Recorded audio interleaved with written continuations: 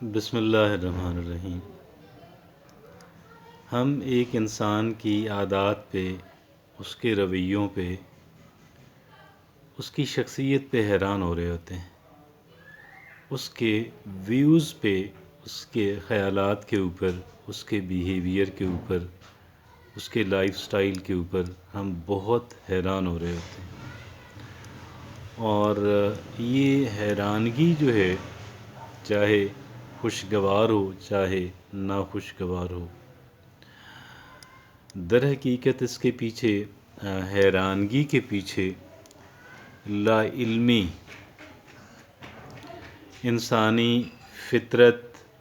اور ایک انسان کی شخصیت پہ اثر انداز ہونے والی چیزوں سے لا علمی کا وجہ ہے۔ آپ یہ دیکھیں کہ ایک انسان اچھا ہے، برا ہے، یا ان دونوں کے درمیان میں کہیں پہ موجود ہے۔ ایک انسان بنیادی طور پہ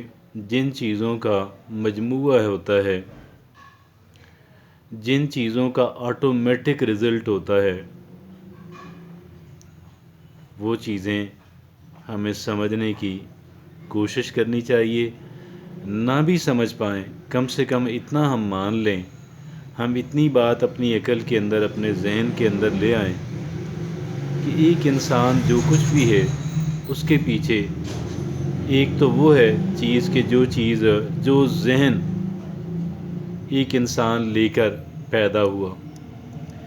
ایک انسان جو کچھ کر رہا ہے، جو کچھ بھی کر رہا ہے، جس طرح کا عمل اور جس طرح کا رد عمل دے رہا ہے، اس کے پیچھے اس انسان کا ذہن میٹر کرتا ہے۔ اس کی سوچ، اس کی طبیعت، اس کا مزاج، اس کے خیالات، اس کے ویوز، اس کے نظریات میٹر کرتے ہیں، اور انسان کو اس کا ذہن کنٹرول کرتا ہے۔ ذہن کیسے بنتا ہے؟ ایک انسان کی نفسیات کیسے بنتی ہے؟ ایک انسان کی نفسیات بننے میں سب سے پہلے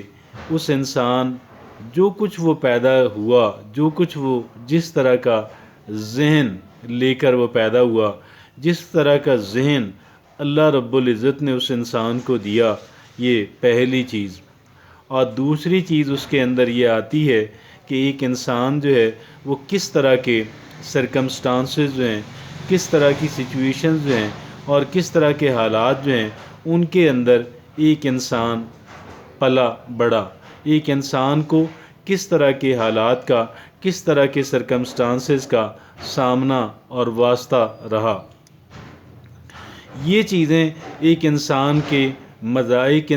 کا مزاج، طبیعت، سائیکالوجی، ایک انسان کا عمل کرنا، رد عمل دینا، یہ تمام تر باتیں جو ہیں وہ ایک انسان کے ذہن پہ ڈیپینڈ کرتی ہیں، اور ایک انسان کا ذہن جو ہے، ایک انسان کی شخصیت جو ہے وہ ڈیپینڈ کرتی ہے کہ ایک انسان کیا کچھ لے کر پیدا ہوا، اور کس طرح کے سرکمسٹانسز اور کس طرح کے حالات کے اندر دوچار رہا۔ اب یہ دو چیزیں مل کر ایک انسان کی شخصیت بناتی ہیں، اور ایک انسان کی شخصیت کے بننے میں گویا اس انسان کا اپنا ذاتی بہت تھوڑا عمل دخل رہا۔ ایک انسان جو ہے وہ بنیادی طور پہ دو چیزوں کا مجموعہ ٹھہرا۔ ایک انسان کے لیے سانچے کا کام کرنے والی، مولڈ کا کام کرنے والی یہ دو چیزیں ہیں۔ ایک انسان جب پیدا ہوا تو اس کا ذہن جو ہے، اس کے ذہن کے اندر کیا تھا، پھر اس کو جس طرح کے حالات کا،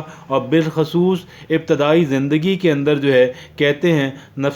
ماہر نفسیات یہ کہتے ہیں کہ ابتدائی 6 سال جو ایک انسان کی زندگی کے ہوتے ہیں، یا ابتدائی چند سال جو ہیں، آپ 6 سے اتفاق کریں، یا 4 سے، یا 13 سے، یا 14 سے، لیکن بنیادی بات یہ ہے، ایک انسان کی زندگی کے ابتدائی چند سال جو ہیں وہ اس بات کا تعین کرتے ہیں کہ ایک انسان جو ہے ایک انسان جو ہے وہ کس طرح کا انسان کی جو شخصیت ہے، ایک انسان کیا انسان بنے گا، وہ کس طرح کے عمل کرے گا، وہ کس طرح کے رد عمل کرے گا، وہ کس طرح کی سچویشن کے اندر کس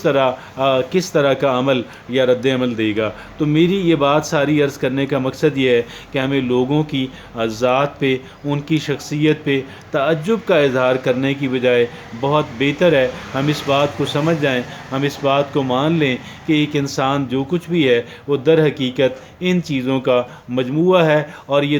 دونوں چیزیں جو ہیں بہرحال ایک انسان کا ان دونوں چیزوں کے اوپر کنٹرول جو ہے وہ ایک انسان کا نہیں ہوتا۔ تو اس طرح دیکھا جائے تو ایک انسان جو ہے اس کی جو شخصیت ہے، اس کی شخصیت اس نے خود نہیں بنائی، اس کی جو سوچ ہے، اس کا عمل اور اس کا رد عمل جو ہے، اس کا فیصلہ انسان نے خود نہیں کیا، بلکہ وہ حالات نے کیا اور وہ اللہ رب العزت نے کیا۔ اللہ نے ایک خاص ذہن دے کر انسان کو بھیجا، حالات ایک خاص قسم کے حالات کے اندر پیدا فرمایا، ایک خاص طرح کی چیزیں کہ جو اس کے آؤٹ آف کنٹرول تھیں، جس کے اوپر اس انسان کا کنٹرول نہیں تھا، ایسی چیزوں کے اوپر ایک انسان کا واسطہ رہا، بالخصوص ابتدائی عمر کے اندر، اور یہ ساری چیزیں ایک انسان کی شخصیت کے لیے مولڈ کا اور ایک انسان کی شخصیت کے لیے ایک سانچے کا